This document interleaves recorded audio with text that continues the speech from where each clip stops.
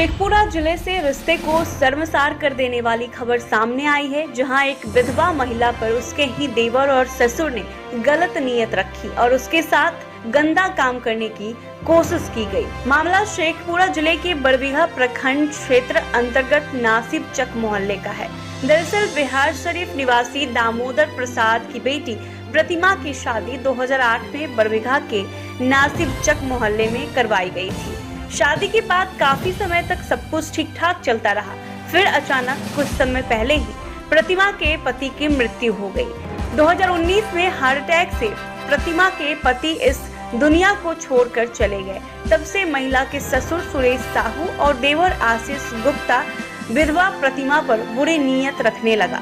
देवर के द्वारा कई बार प्रतिमा के साथ गलत हरकत भी किया गया। प्रतिमा जब इसका विरोध करने लगी तो महिला को बुरी तरह से पीटा गया।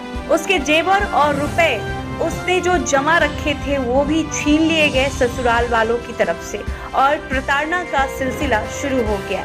ऐसे में पति की मृत्यु के बाद एक पत्नी की दुर्दशा आप समझ ही सकते हैं। पीड़िता ने कहा कि आशीष जो उसका देवर है वह काफी अय्यास मिजाज का है। वह बराबर मेरे कमरे में घुसकर मेरे साथ गलत हरकत करने की कोशिश करता रहता है और कई बार कर भी चुका है। प्रतिमा का कहना है कि एक दिन वह कमरे में सो रही थी कि अचानक उसका देवर अकेला पाकर कमरे में घुस गया और गलत हरकत करने लगा। जब मैंने इसका विरोध किया तो देवर ने मुझे पीटना शुरू कर दिया। विधवा महिला को इतना मारा गया कि वह बुरी तरह से घायल हो गई। घायल अवस्था में ही उसे घर के बाहर निकाल कर फेंक दिया गया। पड़ोस के लोगों ने जब प्रतिमा की ऐसी हालत देखी तो उन्होंने प्रतिमा के मायके वालों को इस बात की सूचना दी।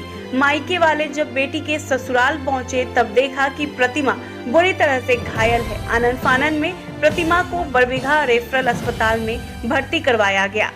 अब प्रतिमा की हालत में सुधार है। वहीं अब प्रतिमा का कहना है कि मेरे 3 बच्चे हैं, इन तीनों बच्चों को लेकर के अब मैं कहां जाऊंगी। गौरतलब हो कि केंद्र सरकार और बिहार सरकार के द्वारा बेटी बचाओ बेटी पढ़ाओ और दहेज के खिलाफ खुली मुहिम चल रही है। वहीं दूसरी तरफ बिहार में महिलाओं के ऊपर अत्याचार जो हो रहे हैं वह कम होने का नाम नहीं ले रहा है। ऐसे में अब महिला ने जिला प्रशासन से इंसाफ की गुहार लगाई है। प्रतिमा, अच्छा, कहाँ घर हुआ आपका? नसीब चक है। क्या हुआ? सुनने आया कि आपके साथ ससुर वगैरह मारपीट किए हैं। तो देवर गया था छेड़छाड़ करने अंदर कमरा में। अंदर कमरा में देवर छेड़छाड़ करने गया था? अकेले हम थे, अकेले रूम में थे। तो अच्छा, तब छेड़छाड़ करने गया तो हम विरोध किया। क्या नाम है देवर का? आशीष गुप्ता।